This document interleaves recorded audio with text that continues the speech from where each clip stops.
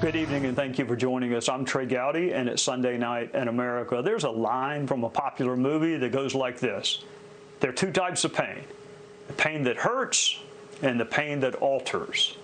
Whoever said that is right. Pain is a great teacher. The lesson doesn't even have to last long. We can learn a lifelong lesson in just an instant. 50 years ago, my mom turned her back for just a second, and I decided to pull the iron off the ironing board. That lesson was learned quickly. Only took once and has never been forgotten. I do not pull irons anymore. What about other types of pain? Do we learn our lessons the first time, or are we in such a rush to feel better that we leave before class ended? When something terrible happens, we want to move on. It's human nature. It's a defense mechanism. We don't want to dwell in a valley of grief, so we change the subject. We avoid the topic. We move on so the pain will stop. But in our haste to feel better, do we sometimes leave before the lesson is learned? There's not a single person of good conscience who does not grieve in the aftermath of a mass killing. The weight is heavy, and it causes us to ask serious questions about human nature and the state of our country and even spiritual beliefs. Because the weight is heavy, we don't want to linger. We want to move on. The risk is that we leave before the lesson is learned. So the pain hurts, but it does not alter us. There's yet another classroom full of dead children and teachers. Will this time be different? History says no.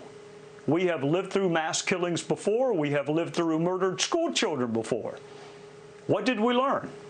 What changed? Did the pain hurt, or did the pain alter? And even if we're open to change, the question is what and how and what would work? What's a real solution versus just another political argument? The solution has to do more than simply make us feel better. What works? What does the evidence say? There are at least 4 areas worth examining: the weapon, the shooter, the place of the shooting, and our culture. Is there anything about our culture you would change to prevent the next mass killing? Can we stop glorifying violence? Can we stop glamorizing serial killers? What are we willing to do to make schools and churches and malls and workplaces safer? I don't want children and teachers in a fortress, but I prefer living in a fortress over dying in a classroom. What about the weapons and the characteristics of those weapons? Does self-defense really include unlimited magazine capacity? What about the shooters? Are there similarities among mass killers? We know they're males. What about age and background and family structure? Were there warning signs? Did someone miss those warning signs? There are already large categories of people who cannot lawfully possess any firearm. Does that group need to be expanded? Are those laws being enforced? If a felon cannot buy a gun in a store, why should that same felon be able to buy a gun in someone's den or living room?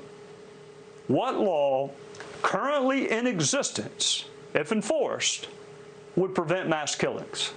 And what idea, not currently law, would prevent the next mass killing or reduce casualties? Most Americans do not and never will accept the mass killing of children as a consequence of living in a free society. We do not have to pick between the two. We are willing to change so others can enjoy the freedom of simply staying alive. But we need to know what works, what could work, what proposed solution is causally connected to our desired outcome.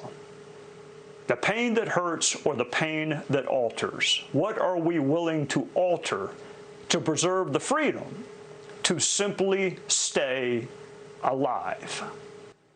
Hey, Sean Hannity here. Hey, click here to subscribe to Fox News YouTube page and catch our hottest interviews and most compelling analysis. You will not get it anywhere else.